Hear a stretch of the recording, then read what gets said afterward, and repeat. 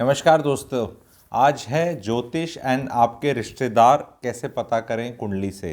घरों से कौन कौन से रिश्तेदार पता चलते हैं, बहुत सरल टेक्निक है। आपको सिखाऊंगा, कुछ आप नोट कर लेना, याद कर लेना। बहुत इंटरेस्टिंग वीडियो होने वाला है। 12 घर होते हैं, आपने पहले वीडियोस में देख लिया है। उसमें जो पहला घर है वो आपकी सेल्फ बताएगा। कौन सा रिश्तेदार? आप खुद आपको अपने बारे में बताएगा, सेल्फ। ठीक है। दूसरा जो घर है वो आपकी जो ओरिजिनल फैमिली है, ओरिजिनल मतलब शादी से पहले जो आपका कुनबा है, वो कुनबा को, पूरे कुनबे को रिफ्लेक्ट करता है। उसके बारे में बताता है एज अ सम टोटल कैसा था। तो जैसे जो राहु सेकंड हाउस में लेके बैठते हैं, कई बार जो चेक करना आप, उनका ड्रामेटिक रहता है ओरिजिनल फैमिली, बचपना ड्रामेटिक रहता है। तो पहला आपने घर अपना था। दूसरा जो घर है उससे रिश्तेदार पता चले ओरिजिनल कुनबा, जिसमें सारी एक्सटेंडेड फैमिली भी आ जाएगी, आपका सारा कुनबा आएगा। तीसरा घर जो है वो आपके यंगर सिबलिंग को, भाई बहन, छोटा भाई बहन को डिनोट करता है। चौथा घर आपकी माता जी को डिनोट करता है, मम्मी को, माँ को। ठीक है, रिश्तेदारों को बता रहा हूँ। फिफ्थ फिफ्थ हाउस आपके बच्चे को डिनोट करता है।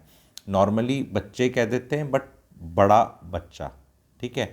सिक्स्थ हाउस आपके मामा जी को डिनोट करता है। और इसकी टेक्निक अब मैं सबकी यहाँ टेक्निक भी बताने लग जाऊंगा, ताकि आप कितने रिश्तेदार निकाल सकते हो, बहुत सरलता से सिखाऊंगा।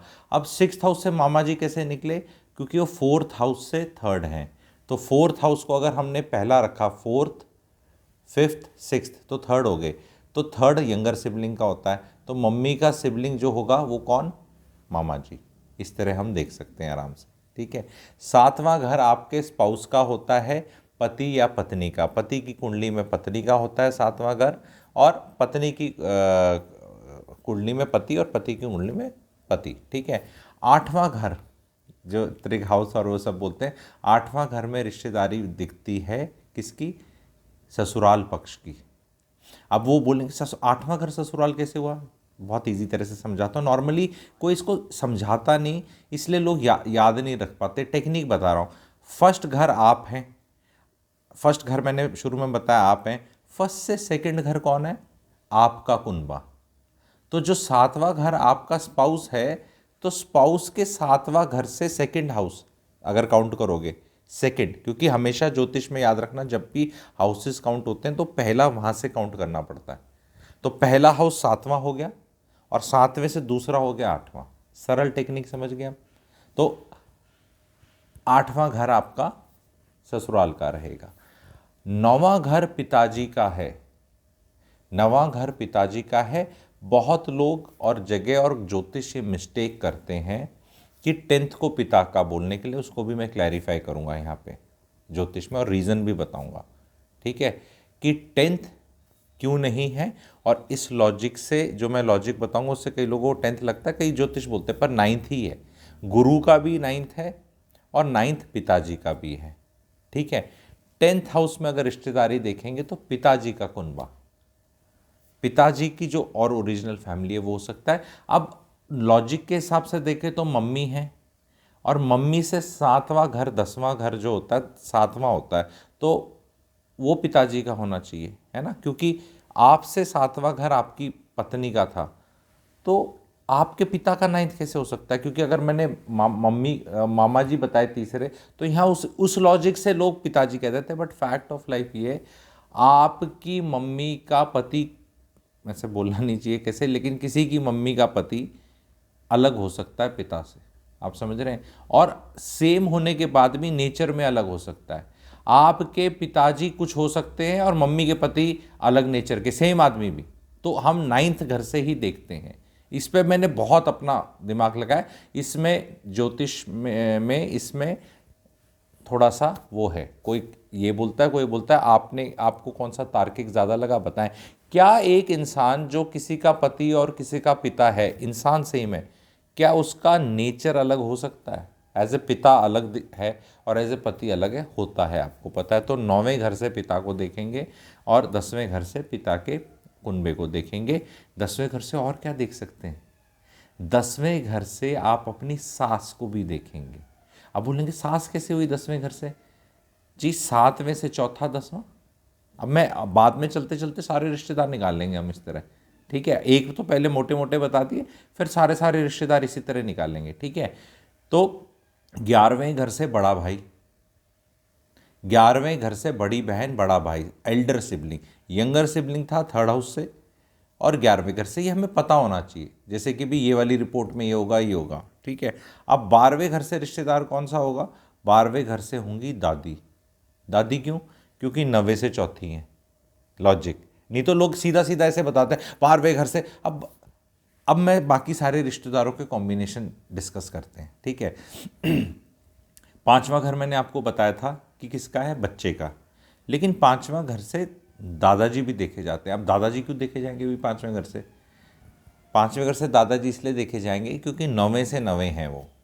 जब आप 9th हाउस से काउंट करते हैं, 9th को एज ए फर्स्ट हाउस मानते हैं, तो 9, 10, 11, 12, 1, 2, 3, 4, 5th हाउस, तो ये 9th हाउस हो गया। 9th from 9th is 5th house. तो इस तरह आप देख सकते हैं।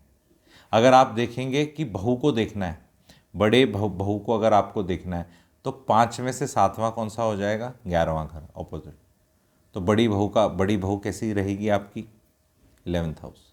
या बड़े बच्चे का स्पाउस, अगर लड़की है तो बड़ा दामाद आपका, उसको इस तरह देखा जाएगा। तो इससे और कौन कौन से कॉम्बिनेशंस निकाल सकते हो आप बताओ। तो अब इसमें कोई बोलेगा नाना कौन है? नाना कहाँ से देखेंगे? तो नाना का कौन होता है? माताजी के पिताजी। माताजी कौन से घर से देखी जा रही है? चौथे से। तो चौथे को पहला बना लो, चौथे से 9वां गिनना है हमें। तो 4th, 5th, 6th, 7th, 8th, 9th, 10th, 11th, 12th। तो दादी और नाना सेम घर से देखे जा रहे हैं, ठीक है। तो इस तरह आप हमेशा अपना रिश्तेदारी और ये सब बनाना बहुत ज़रूरी है, स्पेशली स्पाउस, सिबलिंग्स, माता पिता और बच्चे। एटलीस्ट ये तो कोर ग्रुप अपना आप लोग याद रखना। इस सरलता से बहुत अच्छे से ज्योतिष सिखाता हूँ मैं। इस जनवरी जब आप ये देख रहे हैं, 6 और 7 जनवरी को एक वर्कशॉप ऑर्गेनाइज कर रहे हैं हम लोग, 2-2 घंटे की, 5 से 7 बजे शाम के, फॉर अल्ट्रा बिगनर्स। अगर आप उसके लिए रजिस्टर होना चाहते हैं तो UB नीचे दिए नंबर पे व्हाट्सएप कर दें। 4 से 4.5 घंटे की वर्कशॉप होगी, 2 से 2.5 घंटे, रिकॉर्डिंग मिलेगी। मात्र शुल्क उसका है 295 रुपीज़, 295 रुपीज़। और अगर आप चैनल की मेंबरशिप ऑन होगी, चैनल की मेंबरशिप लेंगे तो इस तरह के जो वेबिनार्स हैं, जो इस महीने में एक बार इस तरह के होंगे, इस टिकट साइज़ के बेसिक लेवल वाले, वो आप उनको कॉम्प्लीमेंट्री होगा। और मेंबरशिप के और भी कई पर्क्स हैं, 4-5 पर्क्स हैं, तो वो इंट्रो वीडियो में जाके देख सकते हैं। आपको ज्वाइन बटन दबाना है, एक इंट्रो वीडियो भी दिख जाएगा, उस इंट्रो वीडियो पे भी जाके आप देख सकते हैं कि मेंबरशिप लेने के क्या पर्क्स हैं। बट इस वाली को आप पहले ट्राई करना चाहते हैं कि भी देख लेते हैं एक बार। मेरे हिसाब से हर आदमी को एक बेसिक चीज़ तरीकेवार बता देंगे, स्लाइड्स रहेंगी उसमें, नोट्स आप अपने आराम से बना सकते हैं, और सारा एक कॉम्पैक्ट मिल जाएगा 4 घंटे के अंदर, अल्ट्रा बिगनर के लिए, जिसको ज्योतिष का ज़्यादा जे भी नहीं आता, और जिनको आता है पर उनका ज्ञान ऐसे से इधर उधर हो रखा है, थोड़ा ये थोड़ा ये थोड़ा ये, तो वो सारा इकट्ठे हो जाएगा। तो 4 से 4.5 घंटे का टाइम स्पेयर करें। मनी इज़ एज सच बहुत, टिकट प्राइस डेलिबरेटली बहुत लो रखा गया है। प्लेटफॉर्म के कुछ खर्चे होते हैं, रिकॉर्डिंग के खर्चे होते हैं, सर्वर के खर्चे होते हैं, तो इसलिए एक फ़ीस रखी गई है, नॉमिनल फ़ीस ही बोलूँगा मैं, 295 रुपीज़ फ़ीस रखी गई है। इसके रजिस्टर करने के लिए आपको दिए हुए नंबर पे वहाँ नीचे कमेंट सेक्शन में दिख जाएगा, हैशटैग पे दिख जाएगा, उस पर मुझे व्हाट्सएप करना है UB, तो उसकी रजिस्ट्रेशन प्रक्रिया पूरी हो जाएगी। Hope to see maximum of you learning this year. Thank you very much.